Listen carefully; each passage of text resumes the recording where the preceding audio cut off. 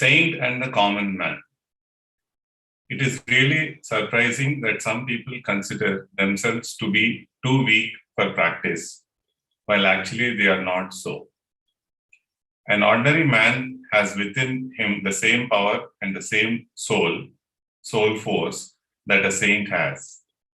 The only difference between them is that the sage has torn off the covering around his soul, while the others is just like a silkworm in the cocoon.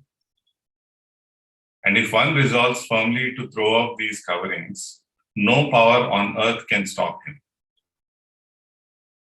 What is required for spiritual growth of man is only an iron will. When it is there, the goal is just in sight. If you have these two things, there can be absolutely no chance of failure. A powerful will, once made, is enough for the sure attainment of the real. Half the distance is crossed when a man enters the field with a firm will. Nothing can then stand in his way. So please give up dwelling upon the false notion that you cannot reach the goal. Be firm like a rock, and success is sure to be dawned by itself.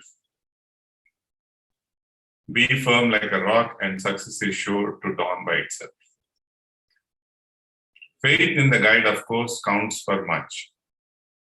But in this connection, you must remember that only he can be a capable guide who has torn off his coverings and at the same time possesses the power of transmission to help and support others on the path.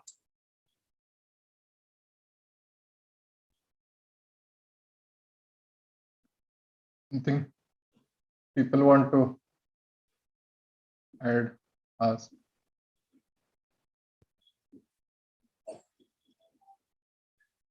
So one thing, the sentence that if one resolves firmly to throw off these coverings, no power on earth can stop him. So that is very, very assuring that if you decide to throw off your coverings, then the help is there.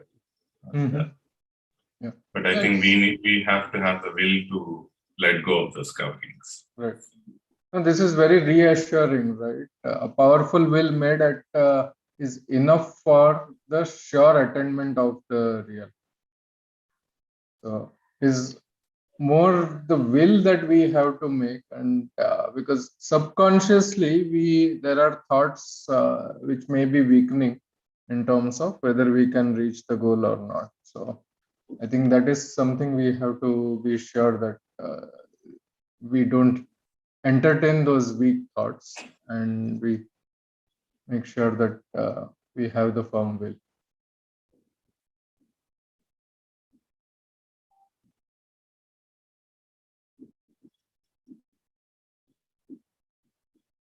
Yeah.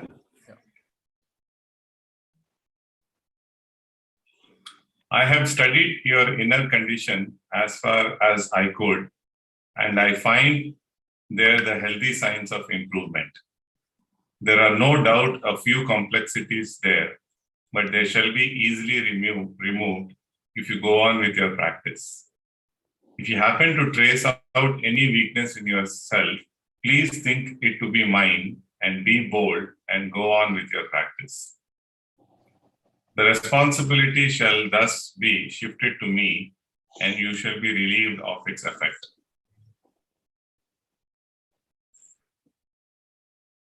This is quite easy to do. Do it and watch the results. Usually the intricate methods applied for the purpose often make matters far more worse and more complicated. Realization is a very simple thing which can be attained only by simplest means.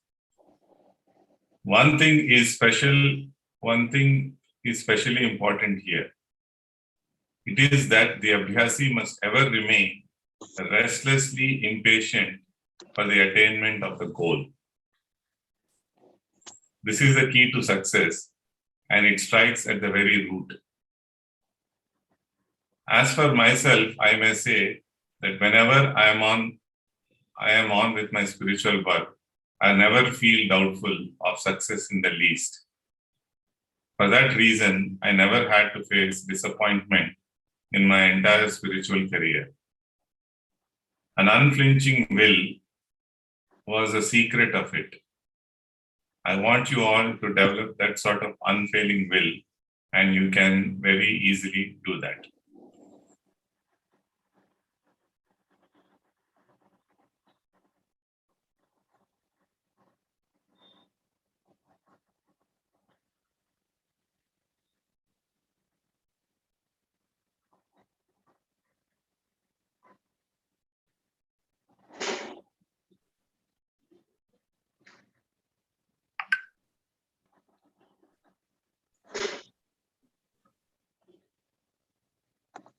Should I continue, sir, or should we pause for any questions?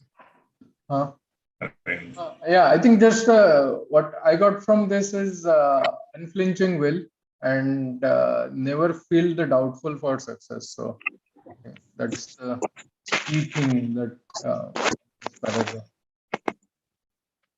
And also, is Master saying, as for myself, I must say that whenever I'm on with my spiritual work, so I think if we also feel that whenever we are attending bandaras or satsangs, or when we are in any of these training programs or these sessions, I think we don't feel as doubtful, or because the goal is, the thing is right in front of us. So whereas when you are alone, when you are doing your thing and you're not actually on a spiritual work, then the other things creep in. Yeah. So I think orienting in these activities, Dharmesh, I think helps, is what I'm also understanding from this.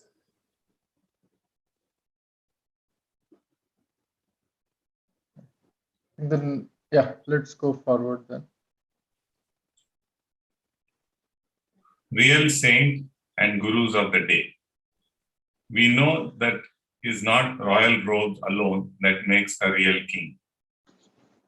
Similarly, it's not the form or the dress that makes a real saint or a yogi.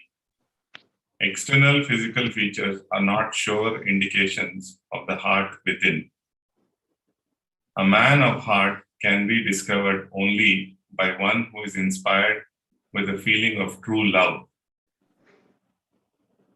A man of heart can be discovered only by one who is inspired with a feeling of true love. What kind of a person must one be whose association might be of greatest advantage in the pursuit? He must surely be quite free from the idea of himself being the guru. He must be totally free from the feelings of self-importance and pride.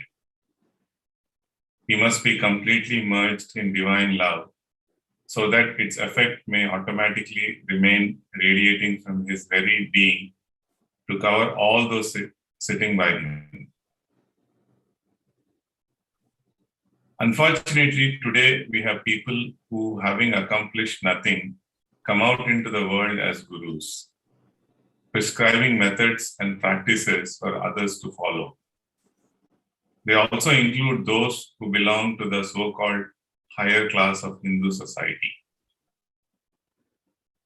So far as my personal experience goes, I find in most of them a rock-like solidity firmly settled in their hearts. They are generally those who adhere rigidly to the worship of idols and images. In certain cases, I have discovered peculiar types of folds and creases in their hearts, which are mostly due to the effect of wrong methods of meditation or concentration practiced by them. The most appropriate points for meditation can only be those from where the currents flow on either upwards or downwards. It can only be either the heart or the trikuti, center between eyebrows. Meditations on the point of the navel has no spiritual value, except that it causes a tinkling sensation which finally excites the mind and makes the passion all the more powerful.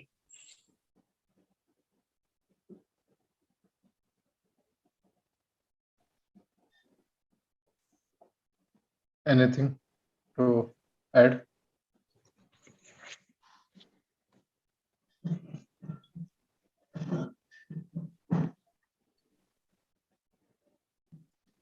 So he gives a hint on why meditation on the heart is so important.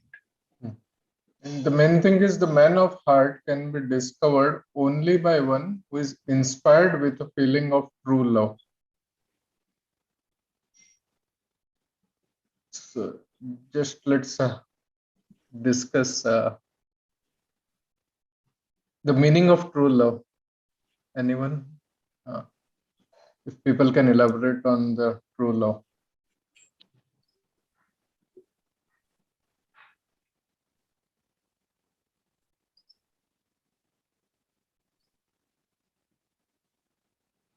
True love means love with sacrifice. Okay. Love with sacrifice is true love. Yeah. Okay. Anyone else? Others? Also unconditional love, meaning without any tinge of, all the caste prejudices or anything like that. Unconditional. Mm-hmm. Irrespective of who you are, what you are. Okay. Unselfish love. Okay. How will you define unselfish? Without expecting anything in return or without having a sort of a ego that I'm that thing that I'm loving. I think it's like doing, performing, or giving whatever is due. In terms of duty, in terms of taking care of others, or in any aspect, doing whatever is ought to be done and whatever is due, I think is true love. Yeah. Sir, must be unconditional sharing. You should be able to share everything without hesitation. Mm-hmm. No flaw in deliverance. Whatever you feel must be able to be shared. Only then there is a true love. You should not have apprehensions what other person takes it, how they take it. Mm-hmm. Unconditional sharing. That's one ultimate must be. Nice. Yeah.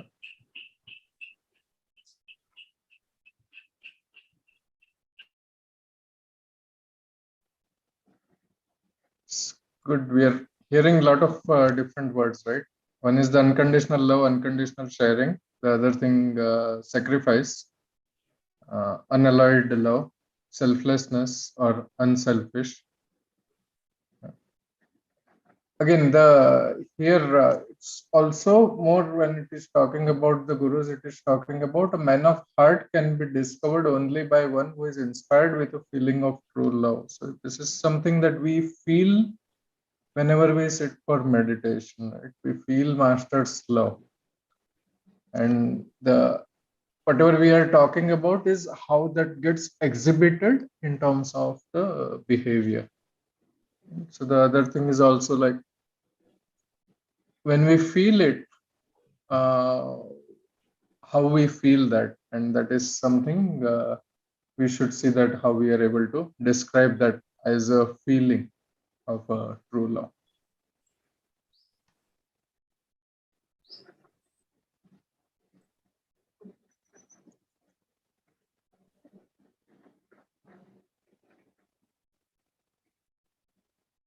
Which I'm sure people would have written in their diaries in terms of how they feel the true love.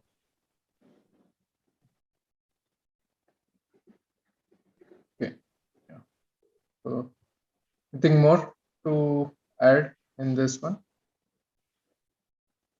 I think some clarity Master has given in terms of why we should not meditate on other points, which anyway, I know our system is not about that, but just some clarity on that. He says that he sees peculiar types of folds and creases, wrong methods of meditation or concentration. Yeah. Okay, then let's go ahead. One thought, one object, and one pursuit. Give up the mental complex of ill health. Consider yourself to be healthy. Then alone will you find yourself healthy. A healthy man, if he persists in thinking himself to be ill, shall definitely be half ill at least.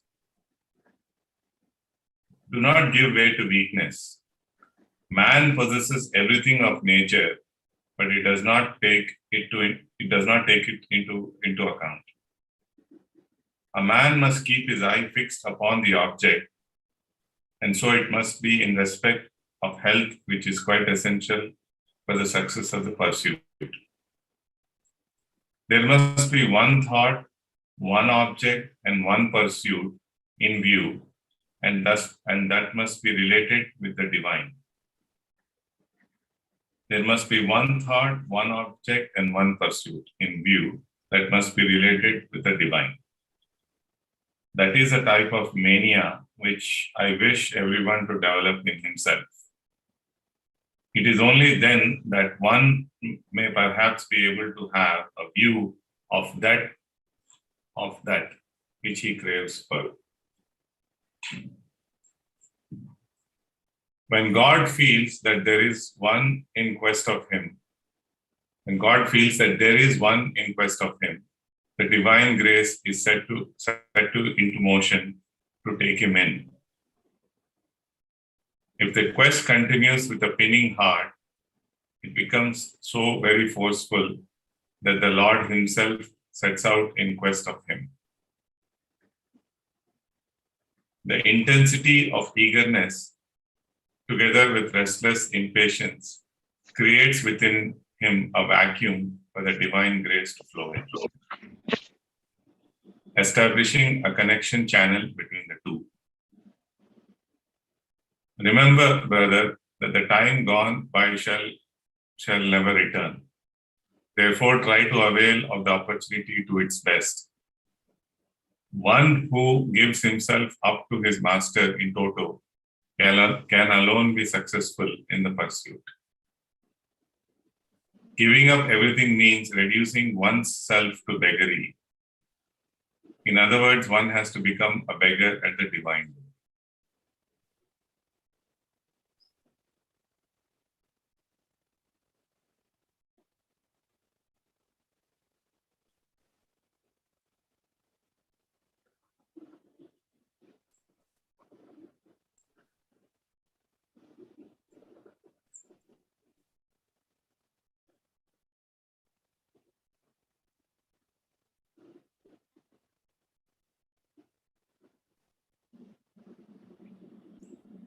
When God feels that there is one in quest of him, the divine grace is set into motion to take him in.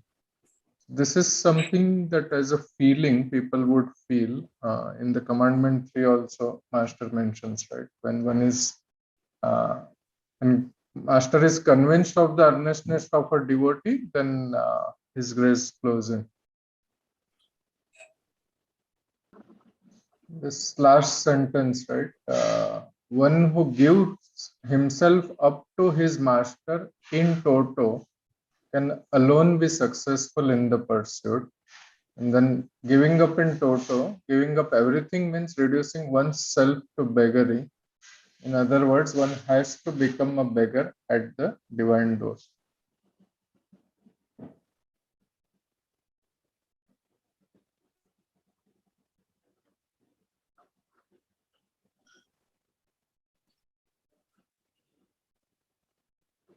Okay, so shall we go ahead?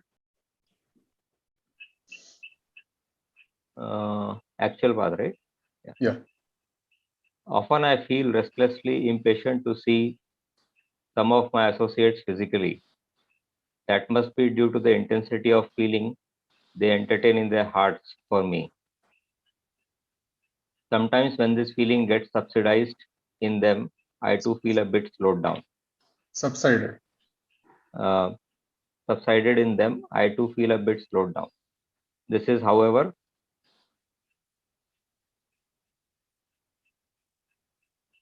the only way by which we can strike at the very base, the echo of our thought,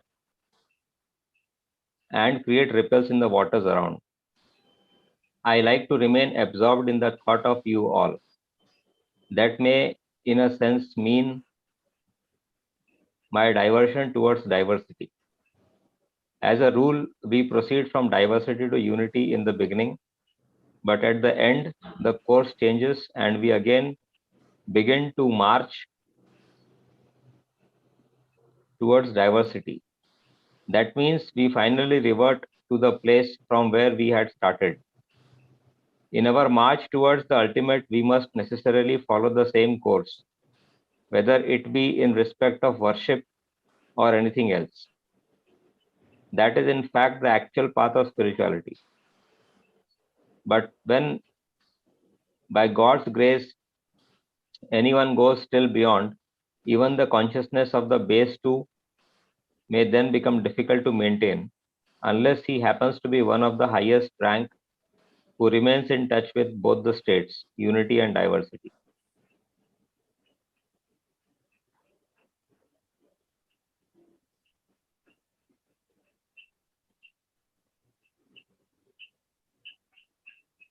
Just trying to understand. Okay, go back to the What previous. does Yeah, go ahead, sister. so God's grace goes beyond one's still beyond even the consciousness of the base to then becomes difficult to maintain. What does it really mean, sir? Become difficult to maintain unless he happens to be one of the highest rank who remains in touch with both the states. What does it mean? Some clarity. I'm also wondering, I'm trying to first understand before that when it talks about diversity, unity, and again diversity. As a rule, we proceed from diversity to unity in the beginning, but at the end, the course changes and we again begin to march towards diversity. That means we finally revert to the place from where we had started. In our march towards the ultimate, we must necessarily follow the same course, whether it be in respect of worship or anything else. Sister, the understanding of this could be seen in this way, that once we start on the path, we think about the master. We have master with our total consciousness, with our total alertness. Then there comes a stage where we start seeing master in everyone. Start seeing him in whole of the creation. So initially we were, so we can say that we were focused on a point. We were focused on one point, thinking of master and master alone. But there comes a point when we start seeing him everywhere. So we move from unity to diversity. So initially we go towards the unity. We withdraw ourselves from everything and put our attention on the master. So that from diversity, we move towards the unity. But after a certain level of growth, that unity converts back into the diversity, where you start seeing master in everyone. In each and every expression of the divine, you see master. That is, and it is, of course, a growth of a very high level where we can see both of them at the same time. You can still see master in your heart, and you can at the same time see master in everyone's heart, in true sense. Must be that he meant even the consciousness of the base too may then become difficult to maintain unless he happens to be one of the highest rank who remains in touch with both the states, unity and diversity. Yeah, we don't get lost. The diversity means in in the expression of the world. You don't get Yes. lost into the affairs of the world. Okay. You maintain the remembrance of Master very strongly in your heart as well as in the expressions of the world. So that requires a great amount of growth in a person to do these things. We all can feel Master when we are in our meditation room, we are in prayer, we are in close meetings like the one which we are having. But Right, sir. after that, once we move out in the real world, we start going out, we all see that it phases out. We get lost many a times. Correct. Only when we get drawn into something, we remember, Are, what I am doing. You pull yourself back into the remembrance of the Master, right? Right, sir. So this become very natural where you are in both the planes at the same time. That is what my understanding is. Sir, you want to share something, Dr. Madhva? Atul, what you said is correct, but actually we move normal people's mind is conscious, cognizant of the diversity, plants, animals, different people, male, female, and all that. And once we meditate on divine light, and our mind forms a link with that, and it starts as a result of that link, your ego dissolves. When the ego dissolves, the mind transcends the time and space barrier. That kind of a mind sees Master in everything. So that is actually moving towards unity only. Diversity is seen by ordinary people who have not felt God. But yogi actually sees God in everything. So actually, that is also unity only. You can't call it as diversity. Is only felt when there is no when there is a delusion of self is there. So when you see Master everywhere, that is unity only. But the thing is, the way you're telling there's a difficulty in language, what happens is, he says when you move from ignorance to knowledge, and after unity you're moving into diversity, means actually you will be working like a master in the world. But then you're absorbed, and you're absorbed in the consciousness of the Master only. So you cannot call seeing Master in everything as diversity. It is unity only, actually. So we feel oneness everywhere. So actually, at that stage, the mind is dissolved. It just spontaneous. It is in a Sahaja Samadhi state. It just creatively, spontaneously responds like that. Seeing Master in everything is a movement towards unity. And there are two processes which we follow. One is we are training our mind to meditate on the presence of divine light in the heart. That is, we are training our attention not to wander here and there. That is one process. The other process, in the free time, you are also trying to maintain a thought with firm conviction that Master is pervading all animated and inanimate. It's a complementary practice to meditation. Finally, they both merge, and then your mind actually is dissolved in the Master. When your mind is dissolved in the Master, that is actually love. Love is self-dissolution. That means, like a moth, it burns itself in the flame. You dissolve into the universal consciousness. The feeling of I, me, and mine is lost in the infinite ocean of the divine, actually. So that dissolution of I, me, mine, the dissolution of that feeling is called love, actually. So love means mergence. When any lover and beloved, the concept you take, when people want to merge and remain together, they don't want to feel separated at all. So that's why people commit sati and all that. They want to, after death, they want to continue with their husband or wife, whatever it is. They don't want never want to get separated. They want unity. So when there's a craving to forget yourself and a craving to be only become aware of the presence of the master, when that feeling keeps on building up, which reaches the climax, then self-dissolution happens, and that can be called love. So it's a growth of love, actually.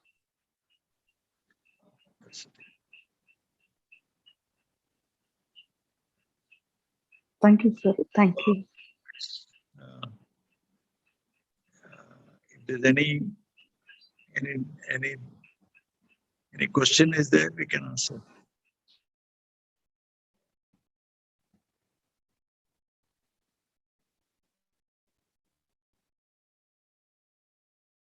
Atul, you got my point. Your understanding was correct. The language is wrong. Yes, yes, yes.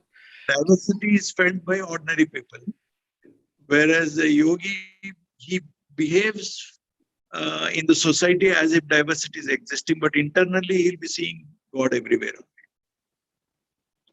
Because we dealt with Babuji and all that, he was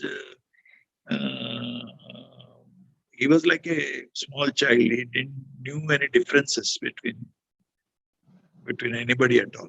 He was operating from the state of unity only.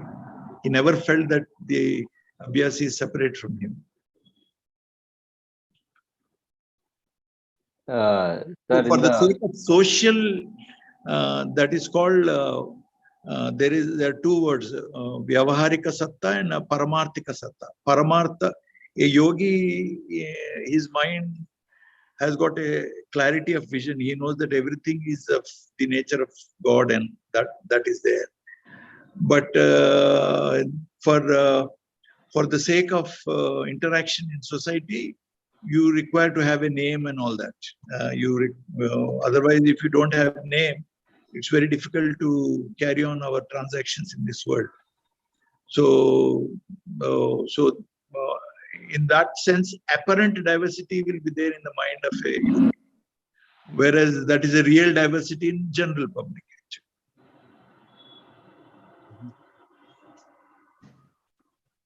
Vivek, you're trying to say something. Sir, I was asking, like Babuji says that, he says, I like to remain absorbed in the thought of you all. That may, in a sense, mean my diversion towards diversity. No, that's not diversity. He is treating you as one only. The unity only. You see, the final aim of yoga is union. So you don't feel separate from the whole world. Whole world, that is part of you only. So you contemplate, you'll understand. Read his books, you'll understand. It's all unity only. Vivek, Dr. Madhava pointed out this. I was also thinking in that way only. When we see master in everyone, that's unity in diversity only. So that is unity. And he says this may, in a sense, it means in ordinary sense, it may look like a diversity. But it's not diversity. It is unity in a diversity. You don't feel you're separate. He says, no, I am connected with all of you. And then in unbroken silence, my impulse is touching you all. So he's connected with every human being in this world, with every living creature. Because when Brahmalaya happens, your mind becomes infinity itself. So there is no object outside of you. There is no object which can live outside your consciousness. Everything is part of your consciousness. That is what is Advaita. What Shankara Babuji also says that what we're finally moving towards Advaita only. I mean, oneness only. Oneness. Yoga is oneness. He uses the word swimming in the infinite ocean, where how far we go, how long we go, I don't know. Where I'm going, I don't understand.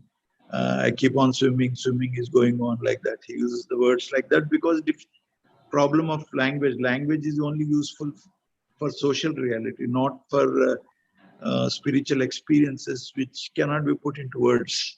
So you must understand that. He himself has a small note while he was giving commandments commentary. he tells us about the difficulty in language. He says you have to transcend the language and try to grasp the idea. Actually, it is even subtler than the idea. Right. Okay.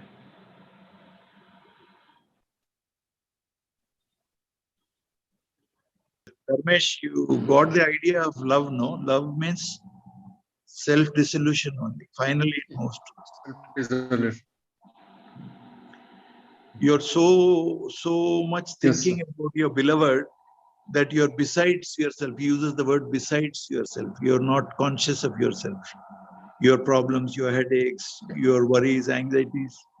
If you read Babuji's literature, he will use the word besides yourself, he says. That means you will not be thinking about your body or mind or anything concerned with you, about a wife or children. That is the idea when you say love means आपके बारे में सोचने का ख्याल ही नहीं आता. You're only you're so much one with your beloved that only thought about him. वो thoughts भी नहीं होते, become one. If you come out, only you'll be thinking about him. You'll not be able to think about your body or your mind or your likes and dislikes. Besides yourself is the word he uses if you read his literature carefully.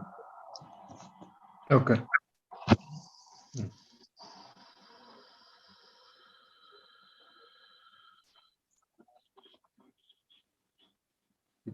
Any self-referential talk will not be there.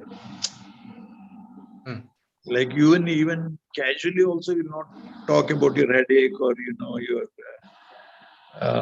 hungry or you're ill or anything has happened about you or your country. कुछ भी self-referential नहीं रहता. If you read his letters to the like Silence Speaks, you're seeing very rarely he talks about himself. Once while talking about himself, he was trying to say, I practice three things at a time. I'm sorry, I'm telling about myself, but what to do to make the point clear, I'm telling you. See, he begs excuse from people who are listening. I'm sorry, I'm talking about myself. It is not that idea. I want to tell you how to practice meditation, You listen to voice real, how he talks. Yes. So that is the idea.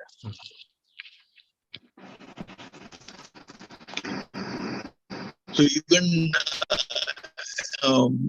becoming exultant about your so-called spiritual fine conditions of the mind like peace and bliss and happiness also is self-referential at a certain stage. So you have to transcend that also.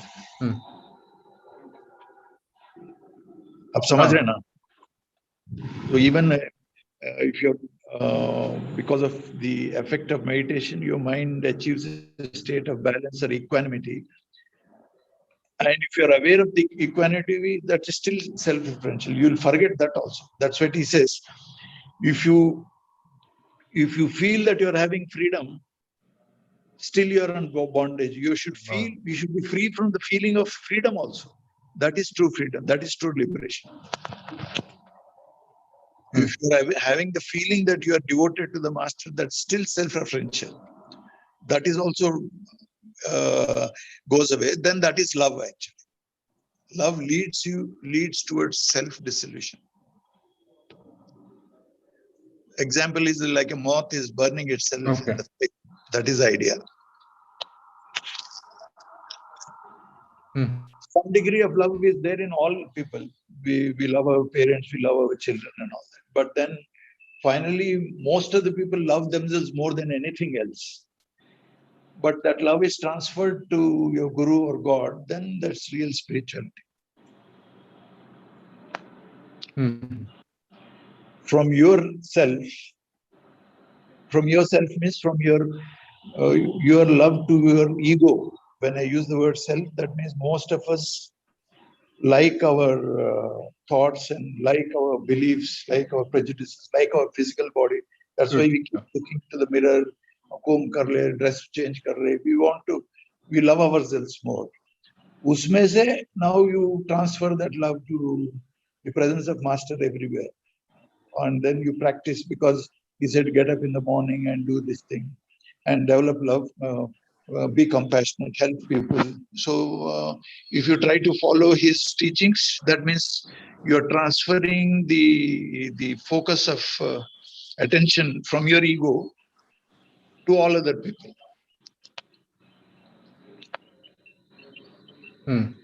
So that is how love grows, actually, if you are meditating correctly.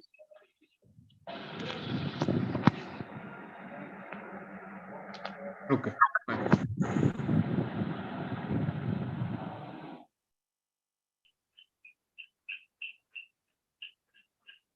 Surrender.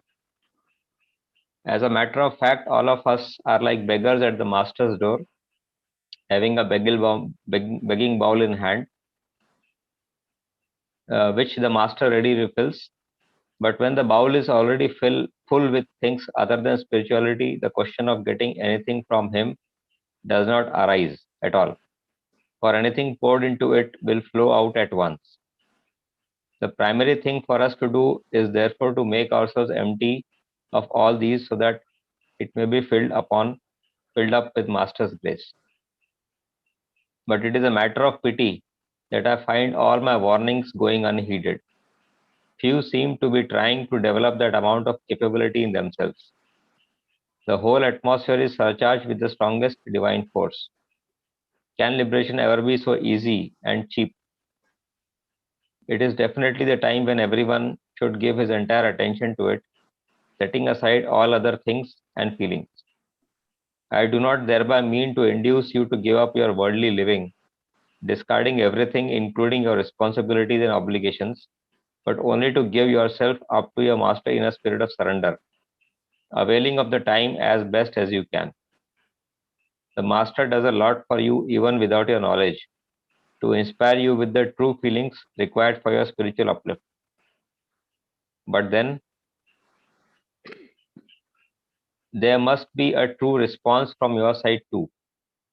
You must promote within him the intensity of feeling which might compel him to push you on and on.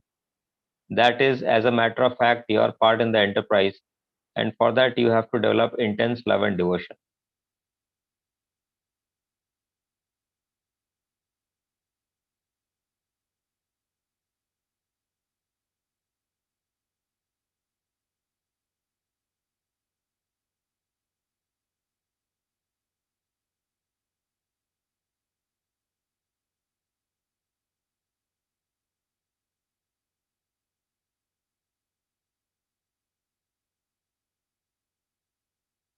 Anything to add?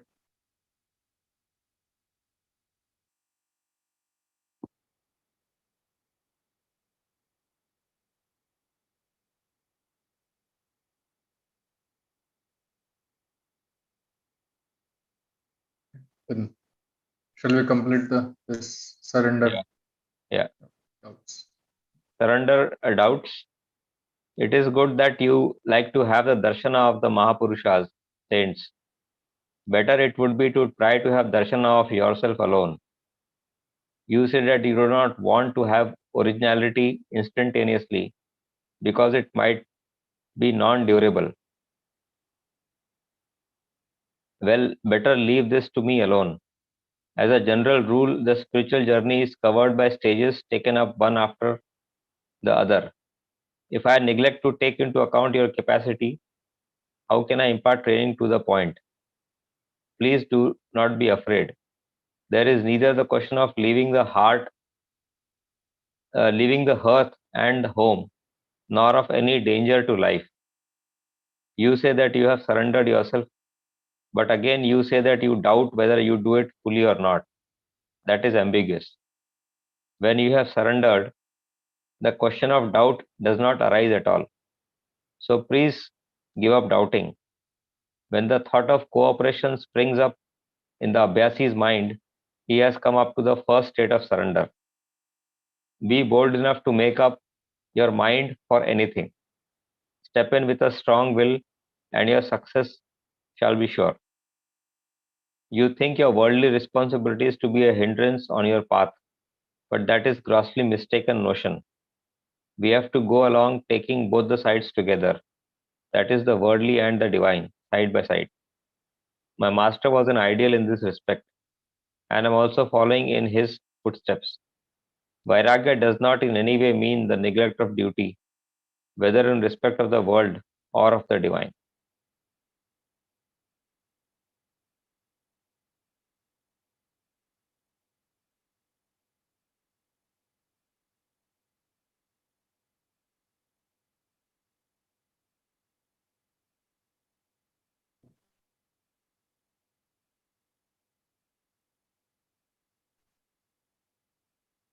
Started with the strong will, and again the same thing. Be bold enough to make up your mind for anything. Step in with a strong will, and your success shall be sure.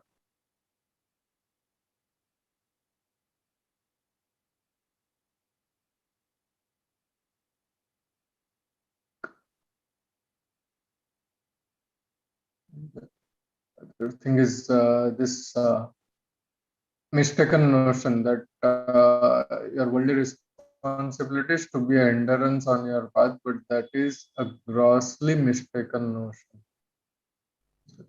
It's not just mistaken, this is grossly mistaken notion.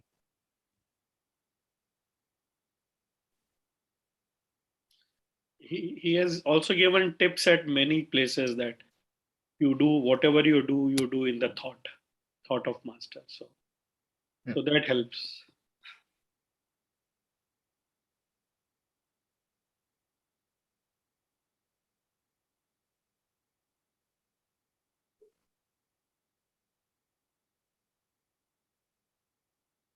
Okay. Anything else? Atul, anything you want to add? I just said, like, for worldly duties, he has given a tip also that whatever you do in thought of the master. You do in the thought of the divine.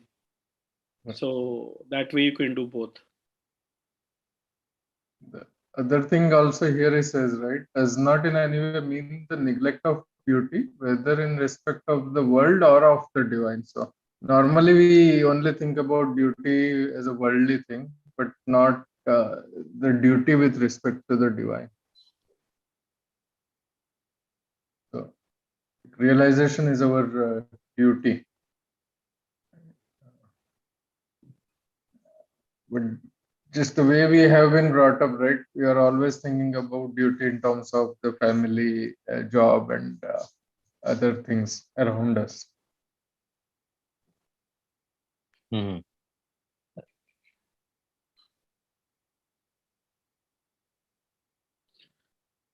Could be, yeah.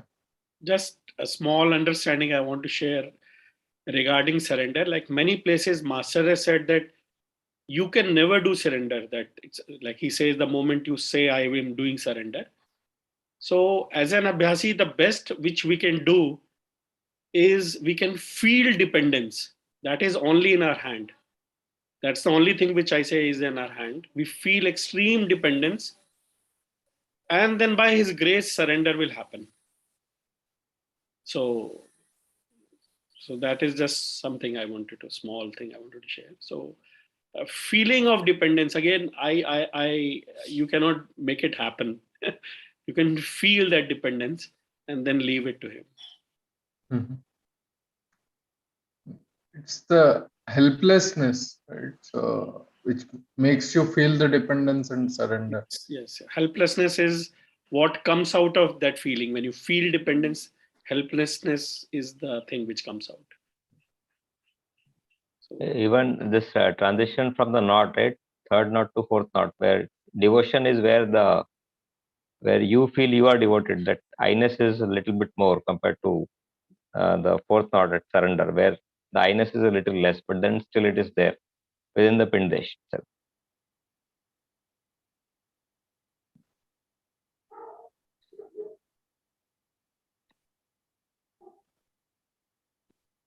Okay, so then shall we conclude for today?